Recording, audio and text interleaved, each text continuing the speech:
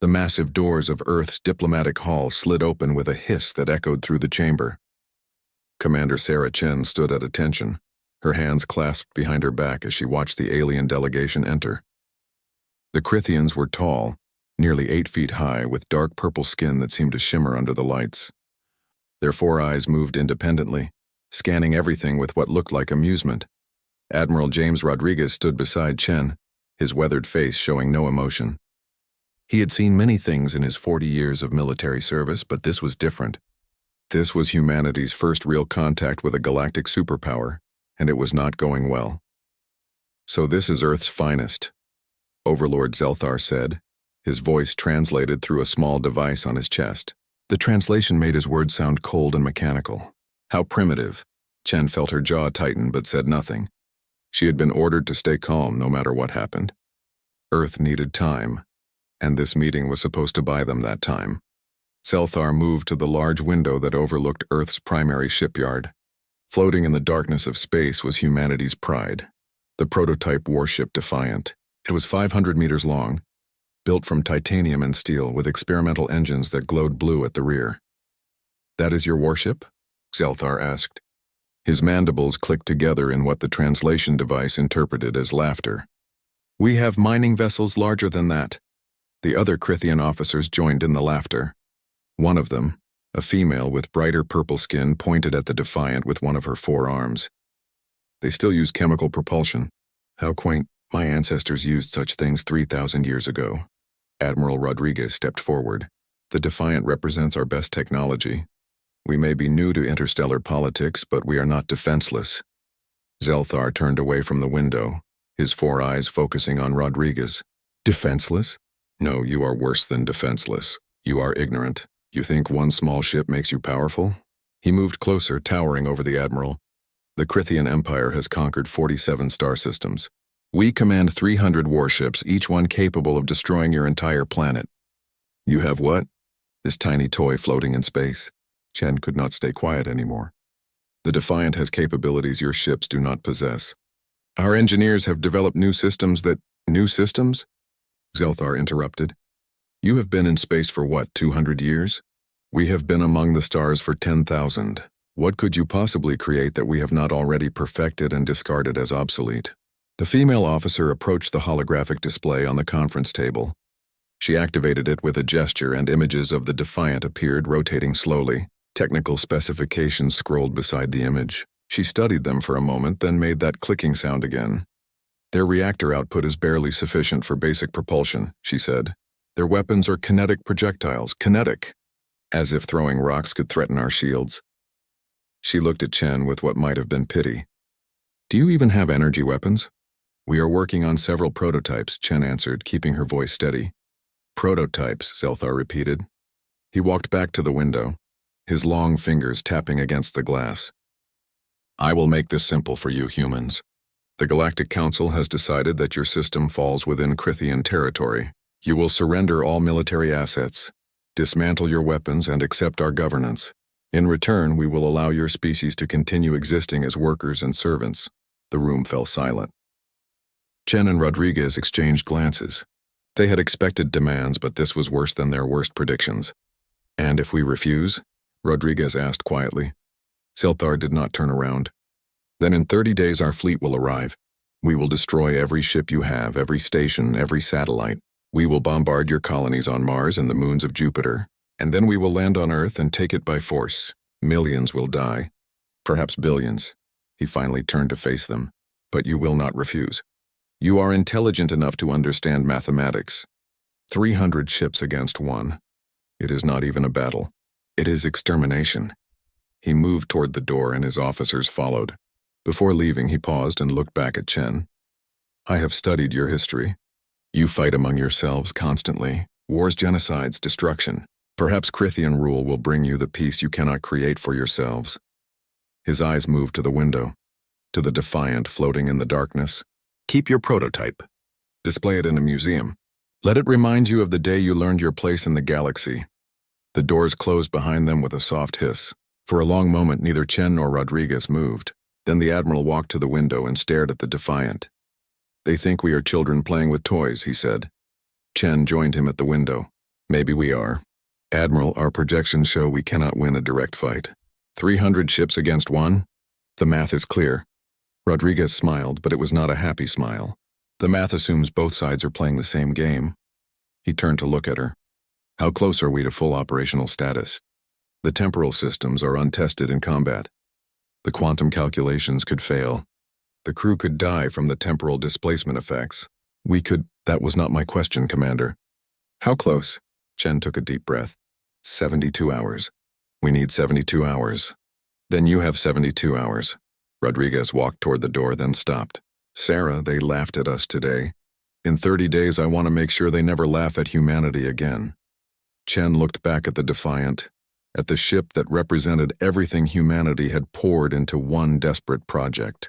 The blue glow of its engine seemed brighter now, almost defiant against the darkness of space. They won't, sir, she said quietly. I promise you they won't. 28 days had passed since the Crithian ultimatum. The countdown beacon they had left in orbit around Earth's moon pulsed red every hour, a constant reminder of the approaching deadline. People on Earth watched it through telescopes, through video feeds, through the screens in their homes. Some prayed, some rioted, most simply waited. Overlord Zelthar stood on the bridge of his flagship, the Eternal Victory, and watched the blue planet grow larger on the view screen. Behind his ship, 299 other Crithian warships moved in perfect formation. The armada stretched across thousands of kilometers, each vessel bristling with weapons that had reduced other worlds to ash. We are entering the outer system boundary, his navigation officer reported. No resistance detected. Their orbital platforms are active but not targeting us. Zelthar's mandibles clicked with satisfaction, as expected. They know they cannot win. He turned to his communications officer. Open a channel to Earth, all frequencies. The channel opened with a soft chime. Zelthar spoke clearly, knowing his words were being heard by billions of humans on the planet below. People of Earth, your time has expired. Your government has failed to respond to our generous offer. Therefore, we must assume you have chosen resistance. This is unwise. Look upon our fleet and understand your situation. You have one ship, one primitive vessel against 300 of the galaxy's finest warships. We will give you one final hour to surrender. After that, we will begin pacification operations. Your orbital stations will be destroyed first, then your colonies. Then we will discuss terms for Earth itself. He closed the channel and settled into his command chair. Around him, his officers worked at their stations with practiced efficiency. They had done this before many times. Some species surrendered immediately when they saw the fleet. Others fought briefly before accepting the inevitable. But all of them eventually submitted. Overlord, we are detecting a single vessel launching from Earth orbit, the sensor officer announced. It matches the profile of the ship they called Defiant. Zelthar leaned forward. On the view screen, a small dot separated from the planet and began moving toward the fleet. It accelerated quickly, faster than he had expected from such a primitive design. Just one ship, the female officer from the diplomatic mission said. She stood at the tactical station, her 4 eyes tracking the approaching vessel. They are either incredibly brave or incredibly foolish. Foolish, Zelthar decided. Magnify the image. The Defiant appeared on the screen. It looked even smaller next to the massive Crithian dreadnoughts. Its hull was scarred and patched as if the humans had been working on it right up until launch. The blue glow from its engine seemed brighter than before, pulsing with an irregular rhythm. Sensor analysis, Zelthar commanded. The sensor officer studied his display, his expression confused. Overlord, the readings are strange. The ship's energy signature keeps fluctuating. One moment it is there, the next it almost disappears from sensors. The quantum state of the vessel appears to be unstable. Explain. I cannot, Overlord. It is as if the ship is not entirely present in normal space, but that is impossible. No species has achieved dimensional shifting. The energy requirements alone would... It is a sensor malfunction, the female officer interrupted. Their ship is simply poorly shielded. The radiation from their primitive reactor is interfering with our scans. Zelthar considered this. It made sense. These humans were barely capable of interstellar flight. The idea that they had developed technology beyond the Crithian Empire was absurd. They are closing to weapons range, the tactical officer reported. Should we engage? No, Zelthar said. Let them come closer. Let them see the size of what they face. Send the destroyer Fury to intercept. Have them disable the human ship but do not destroy it. I want prisoners. I want the humans to see their champions captured and broken. The Fury, a warship 3 times the size of the Defiant, broke formation and accelerated toward the approaching human vessel, its weapons charged with a whine that could be felt through the hull of the flagship. Energy weapons, plasma cannons, and missile pods all trained on the tiny ship moving toward them. Chen sat in the command chair of the Defiant, her hands gripping the armrests so hard her knuckles were white. Around her, the bridge crew worked at their stations, their faces pale but determined. Warning lights flashed across every console. The ship was not ready for this, not really. But ready or not, this was happening. Crythian destroyer incoming, Lieutenant Park announced from the sensor station. It is charging weapons. I am reading plasma buildup and missile lock warnings. Steady, Chen said, her voice calmer than she felt. Martinez, give me a status on the temporal drive. Martinez, the chief engineer, looked up from his console. His face was covered in sweat. It is holding, Commander, but barely. The quantum fluctuations are within acceptable parameters, but just barely. If we push too hard, the whole system could collapse and take us with it. Noted. Park, what is our position relative to the fleet? We are 5,000 kilometers from the lead destroyer, 30,000 from the main fleet formation. Chen closed her eyes for a moment. She thought about Earth, about the billions of people watching, about Rodriguez's words. They laughed at us. Never again. Engage temporal displacement, she ordered. 0.3 seconds forward. 0.3 seconds, Martinez confirmed. His hands moved across his console, activating systems that no human had ever used in combat before. The ship began to vibrate, a low hum that grew into a teeth-rattling buzz. On the Fury, alarm suddenly screamed. The targeting officer stared at his display in disbelief. Target lock lost. The human ship has vanished from sensors. Impossible, the Fury's captain snarled. Fire all weapons at its last known position. Plasma bolts and missiles erupted from the Fury, streaking through space toward where the Defiant had been. They passed through empty space and continued into the darkness beyond, hitting nothing. On the Eternal Victory, Zelthar stood up from his chair. What happened? Where is the human ship? I do not know, Overlord, the sensor officer admitted. It simply disappeared. No explosion, no debris, it is just gone. Scan for wreckage, scan for escape pods. Find them! But the sensors found nothing. The Defiant had simply vanished, as if it had never existed at all. Chen opened her eyes. Through the view screen, she could see the Crythian fleet. But something was wrong with the image. The ship seemed frozen, their running lights barely pulsing. She looked at the chronometer on her console and watched as the seconds ticked by impossibly slowly. Temporal displacement successful, Martinez reported, his voice sounding strange and drawn out. We are now existing 0.3 seconds ahead of the current timeline. To outside observers, we have disappeared. To us, they are moving in extreme slow motion. Chen felt sick.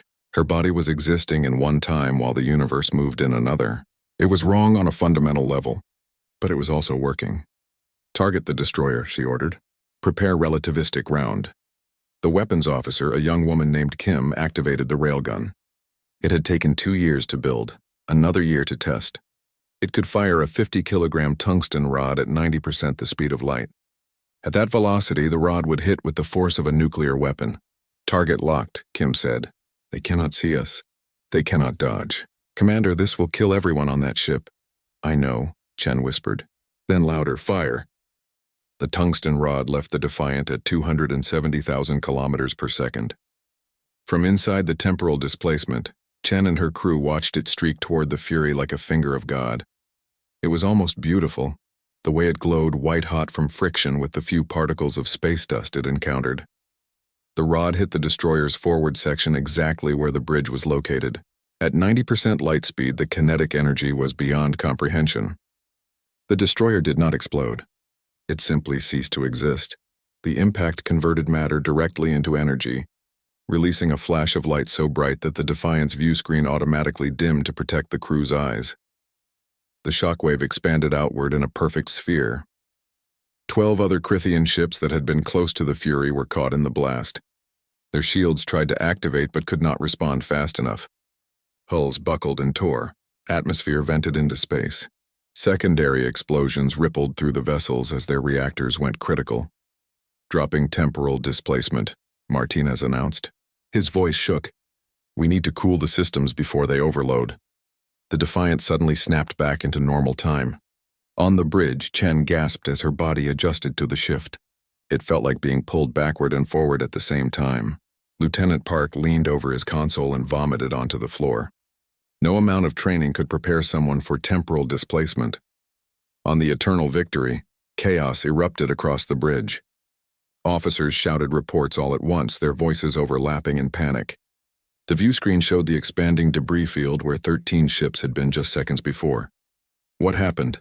Zelthar roared. Where did they go? Where did that weapon come from? I do not know, Overlord, the sensor officer said, his 4 hands moving frantically across his console. The human ship disappeared. Then something hit the Fury at near light speed.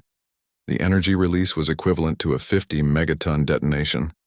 The impact point showed no incoming projectile on sensors until it was too late. That is impossible. Nothing can move that fast without being detected. The human ship has reappeared, the tactical officer announced. It is 500 kilometers from its previous position. It is still intact and fully operational. Zelthar stared at the small dot on his view screen that represented the Defiant. For the first time in his long military career, he felt something unfamiliar. It took him a moment to recognize it as fear. All ships scatter formation, he ordered. Do not remain clustered. Activate all point defense systems. Prepare area saturation fire. The Crithian fleet broke apart like a school of fish fleeing a predator. Ships accelerated in different directions, putting distance between themselves and their neighbors. If the humans had some kind of super weapon, at least they could not destroy multiple ships at once. But Zelthar had not understood what he was facing. The Defiant was not just a ship with a powerful gun. It was a vessel that could step outside of time itself. Chen watched the enemy fleet scatter on her view screen. Her head pounded with a headache that felt like someone was driving nails into her skull. Beside her, Park was wiping his mouth with a cloth, his face green. Status report, she managed to say. Martinez consulted his displays. Temporal drive is overheating. We can make another jump, but we need to be careful. The quantum entanglement is becoming unstable. If we push too hard, we could end up scattered across multiple timelines or simply cease to exist. How many jumps do we have? Safe jumps? Maybe 5 or 6 more. After that, the probability of catastrophic failure rises exponentially. Chen did the math in her head. 5 or 6 jumps against almost 300 remaining ships. It was not enough. They needed to make every shot count, and they needed to maximize the psychological impact. Park, I need target solutions. Priority targets are command ships and carriers. We need to cut the head off this snake. Park nodded weakly and began working. After a moment, he looked up. Commander, their flagship is in the center of the formation. It is the largest vessel, approximately 2 kilometers in length. If we could take it out, it might break their command structure. Can we get a clear shot? Not from here. We would need to jump into the middle of their formation. We would be surrounded by over 100 ships. Chen smiled grimly. Then that is exactly what we will do. Martinez, prepare for another temporal displacement. 0.5 seconds this time. 0.5? Martinez's eyes widened. Commander, we have never tested anything beyond 0.3. The stress on the hull, on our bodies. Do it, Chen interrupted. If we are going to die, we might as well make it count. The engineer nodded and began the calculations. The ship began to vibrate again, but this time the sensation was worse. Chen felt her teeth rattling in her skull. The lights flickered. Someone on the bridge screamed. Then they jumped. From Zelthar's perspective, the human ship simply appeared in the middle of his formation, less than a kilometer from the Eternal Victory.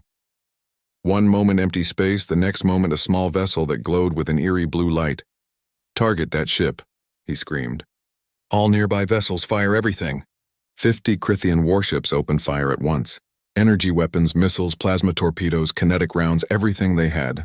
The space around the Defiant turned white with weapons fire.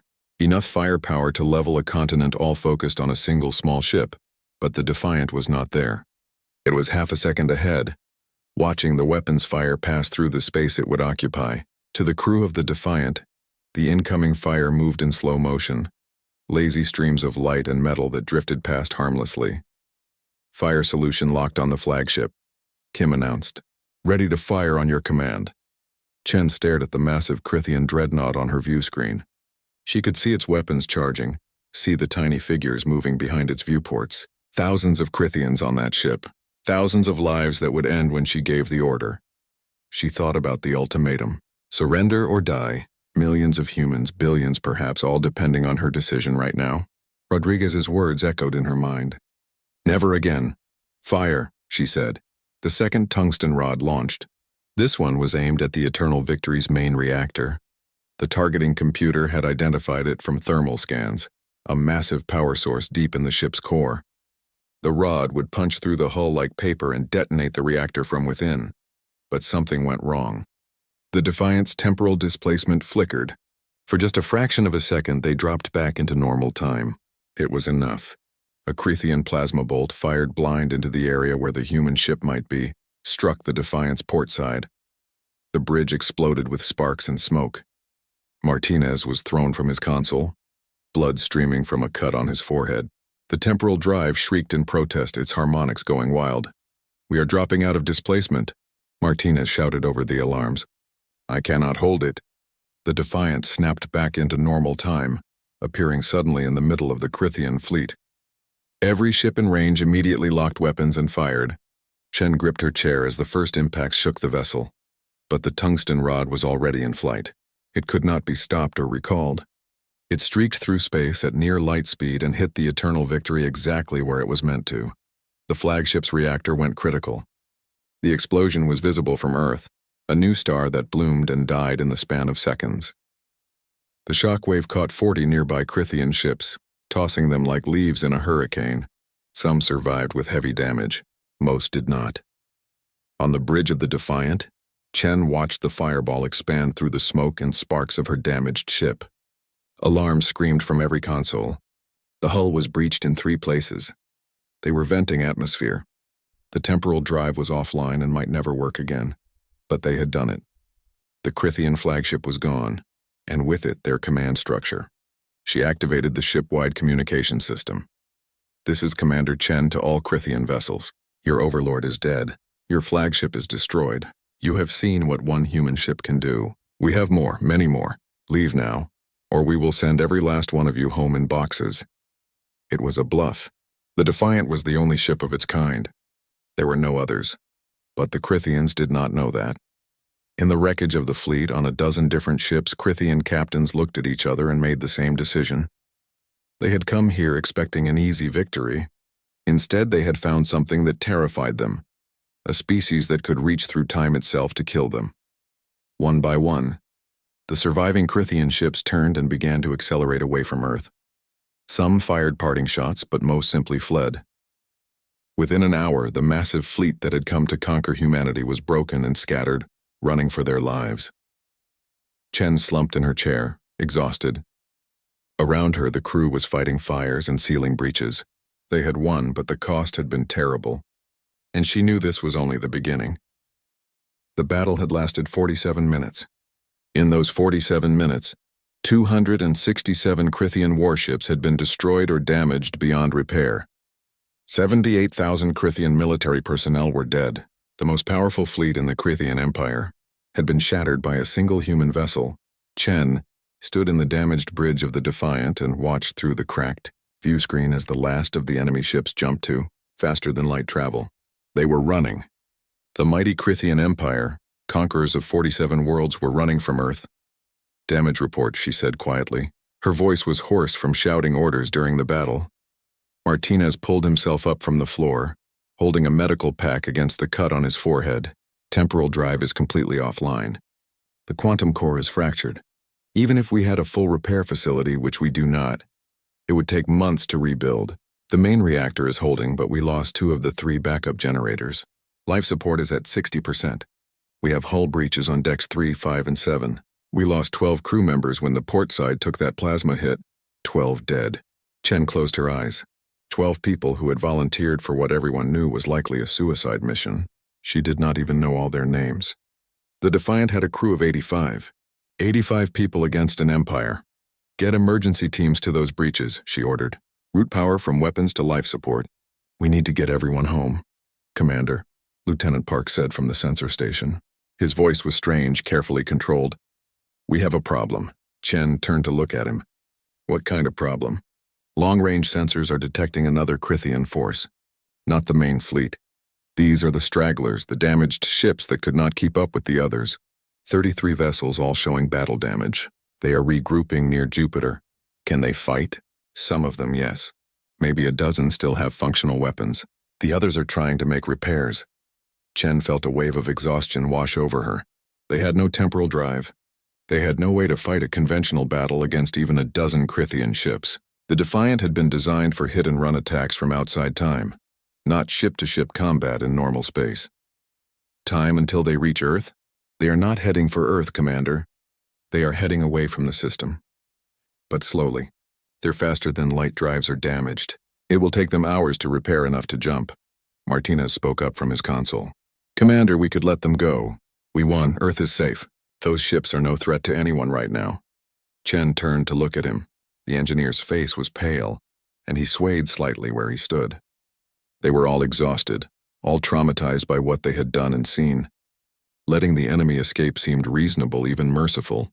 But then she thought about Admiral Rodriguez. She thought about what he had told her before the battle, about the Crithian warning strike on Mars colony, about his wife and daughter who had been there, visiting the new terraforming domes when the Crithian ships had appeared without warning and destroyed everything. 20,000 colonists dead in less than a minute, killed to show Earth what resistance would cost. She thought about Zelthar's ultimatum. Surrender or face extinction. The Crithians had not come here to negotiate. They had come to conquer, to make humanity into servants and slaves. They had laughed at the Defiant, called it a toy, dismissed human capability with absolute certainty. "No," Chen said finally. "We finish this. We finish it so thoroughly that when word gets back to the Crithian Empire, they understand exactly what they tried to fight, so that every species in the galaxy hears what happens when you threaten to exterminate humanity." "Commander, we have no temporal drive," Martinez protested. "We cannot just appear among them. They will see us coming from thousands of kilometers away. They will have time to organize a defense. Then we do not use the temporal drive," Chen said. She moved to the tactical station where Kim sat, her hands still shaking from the battle. "Kim, what is the status of our railgun?" "Still operational, Commander. We have 4 tungsten rods remaining, but at our current damage level we can probably only fire twice more before the power systems fail." 2 shots, Chen repeated. She looked at the sensor display showing the Crithian ships clustered near Jupiter. 33 targets. 2 shots. The math did not work unless she changed the math. "Martinez, I need you to do something that is probably impossible. I need you to get one more temporal jump out of our drive, just one. It does not have to be clean, and it does not have to last long. Just enough to get us close without being seen." The engineer stared at her. "Commander, the quantum core is fractured. If I try to activate it, there is a 90% chance it will explode and take us with it. And if you do not try?" Martinez looked around the damaged bridge at the crew who had survived this far. Then he nodded slowly. "I will see what I can do. But even if it works, it will be a one-way trip. Once we jump, the drive will destroy itself. We will not be able to displace again." "Understood. Do it." For the next 30 minutes, the Defiant limped through space toward Jupiter while Martinez worked on the temporal drive. Chen used the time to have a conversation she had been dreading. She activated a direct communication channel to Earth, to Admiral Rodriguez specifically. His face appeared on the screen. The old admiral looked like he had aged 10 years in the past hour. Behind him, she could see the command center filled with people celebrating, cheering, crying with relief. "Commander Chen," Rodriguez said, his voice thick with emotion. "You did it. You actually did it. All of Earth owes you—" "Admiral, we are not done yet," Chen interrupted. "There are still 33 Crithian ships in the system. They are damaged and trying to escape.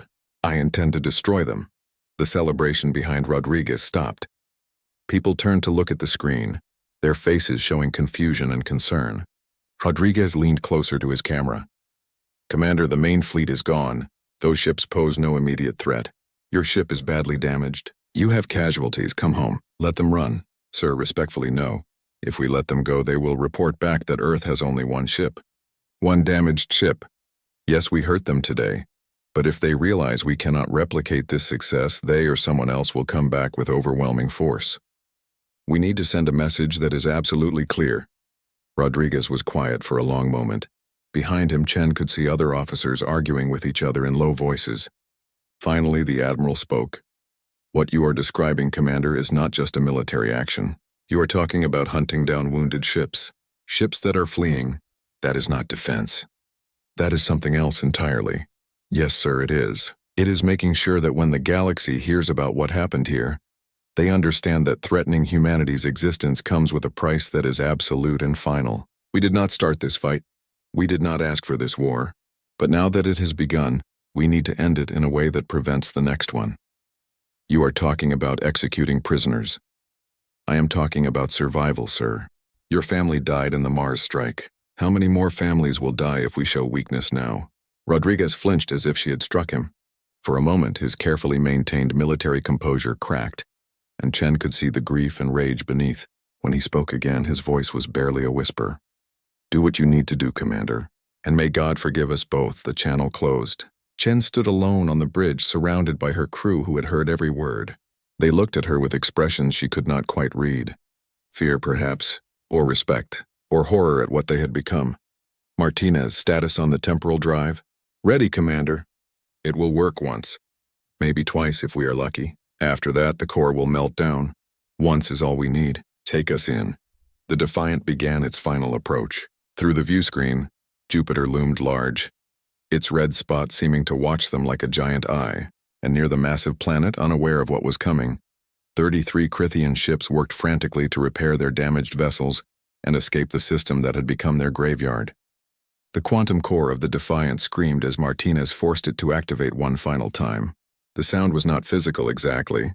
It was more like a feeling in the bones, in the teeth, a vibration that seemed to resonate with the fundamental frequency of reality itself. Warning lights cascaded across every console. The temperature in engineering rose to dangerous levels as the fractured core tried to tear itself apart. Core instability at critical levels, Martinez announced, sweat pouring down his face. We have maybe 30 seconds before it explodes. Make it count, Chen said. She gripped the armrests of her command chair as the ship began to shake. Temporal displacement now. The universe twisted. For one horrible moment, Chen felt like she was being pulled in every direction at once. She heard Park screaming. She tasted blood in her mouth. Then suddenly they were somewhere else. The Defiant appeared in the middle of the Crithian formation, less than 5 kilometers from the nearest damaged warship. Through the view screen, Chen could see Crithian crew members working on the exterior of their hulls, making repairs. Some of them stopped and stared at the human ship that had simply materialized from nowhere. We are dropping out of temporal displacement, Martinez shouted over the alarms. The core is melting down. Ejecting it now. Deep in the ship's engineering section, explosive bolts fired. The quantum core, the heart of humanity's temporal technology, was blown out into space. It drifted away from the Defiant, glowing white-hot small arcs of energy dancing across its fractured surface. Seconds later, it detonated with a flash of exotic radiation that scrambled sensors across the Crithian formation. Fire solution, Chen ordered. Target the 2 largest ships. Maximum yield. Kim did not hesitate this time. Her hands moved across her console with practiced precision. 2 tungsten rods launched simultaneously from the Defiant's railgun. The weapon overloaded immediately afterward, its power systems burning out from the strain, but the rods were already in flight. The projectiles hit 2 Crithian cruisers at nearly the speed of light. The impacts generated so much energy that for a brief moment, 2 small suns bloomed near Jupiter. The cruisers and everything within 1,000 kilometers were simply vaporized. Another 9 ships were caught in the expanding shockwaves and torn apart. That left 22 Crithian vessels, most of them damaged, all of them now fully aware that the human ship was among them. They opened fire with every weapon they had left. Energy bolts, missiles, and plasma torpedoes converged on the Defiant from a dozen different directions. Brace for impact, Chen shouted. The first hits shook the ship violently. Shields that were already failing collapsed entirely. The hull, already weakened from the earlier battle, began to tear under the assault. Deck 4 depressurized in an instant, killing everyone there. The starboard engine exploded, sending shrapnel through 3 more decks, but Chen was not trying to survive. She was trying to buy time. All crew to escape pods, she ordered through the ship-wide communication system. Abandon ship. This is not a drill. Everyone off now. Martinez looked at her in shock. Commander, what are you doing? Saving as many of you as I can. The Defiant is finished. But before she goes, she's going to take more of them with her. Chen turned to Kim. Transfer helm control to my console, then get to the escape pods. Commander, I am not leaving you here, Kim said firmly. That is an order, Lieutenant. Kim stood up from her station and moved toward the emergency exit. But she paused at the door and looked back. It has been an honor, Commander. Then she was gone. Around the bridge, the rest of the crew began evacuating. Martinez was the last to leave, his face torn between duty and survival. Finally, Chen pulled her sidearm and pointed it at him. Go, or I will shoot you myself and save the Crithians the trouble. The engineer fled. Chen heard his footsteps echoing down the corridor, growing fainter. Then she was alone on the bridge of the dying ship, surrounded by sparking consoles and the wail of alarms. She took manual control of the helm and pointed the Defiant directly at the cluster of remaining Crithian ships. Then she activated the main reactor's emergency overload sequence. It was designed as a last resort in case the ship was about to be captured. It would cause the reactor to go critical in approximately 60 seconds. The Defiant accelerated toward the enemy formation. Crithian ships tried to move out of the way, but many were too damaged to maneuver effectively. Chen picked the largest target she could find, a carrier that was trying to launch escape craft, and aimed directly for it. This is Commander Sarah Chen of the Earth Defense Force, she said, broadcasting on all frequencies. You came to our home. You threatened to exterminate us. You laughed at our defenses. You called us primitive. The ship shook as more weapons fire hit it. Hull breaches were appearing faster than the automatic systems could seal them. But we are still here. And you are dying. Tell your empire. Tell every species in the galaxy. This is what happens when you threaten humanity. The Defiant hit the Crithian carrier at full speed. The collision tore both ships apart. Then the Defiant's reactor exploded, creating a fireball that consumed 6 more Crithian vessels. The electromagnetic pulse from the detonation fried the electronics on the remaining ships, leaving them dead in space. Of the 300 Crithian warships that had come to conquer Earth, 16 managed to limp away into faster-than-light travel. 16 ships out of 300, all of them carrying survivors who would spread the story of what had happened in the Sol system. Admiral Rodriguez stood in the command center on Earth and watched the final explosion through a telescope feed. Around him, people were silent. Some were crying. The celebration from earlier had died completely, replaced by a somber recognition of what had been done and what it had cost. Commander Chen's escape pod, he asked quietly. She never launched one, sir, an officer replied. She went down with her ship. Rodriguez nodded slowly. He had known Sarah Chen for 5 years. He had recruited her straight out of university, recognized her brilliant mind and her dedication. He had watched her transform from a young engineer into a warrior who had saved Earth. And now she was gone, scattered atoms drifting near Jupiter. Make sure her family knows she died a hero, he said. Make sure everyone knows. 1 month later, the Galactic Council convened an emergency session. Representatives from 200 species gathered in the massive chamber on the neutral world of Centris Prime. The chamber had witnessed many important meetings, but never one like this. The Crithian ambassador, one of the few high-ranking officials who had not been with the fleet, stood before the council. His 4 eyes looked diminished, his purple skin pale. He presented the battle recordings recovered from the surviving ships.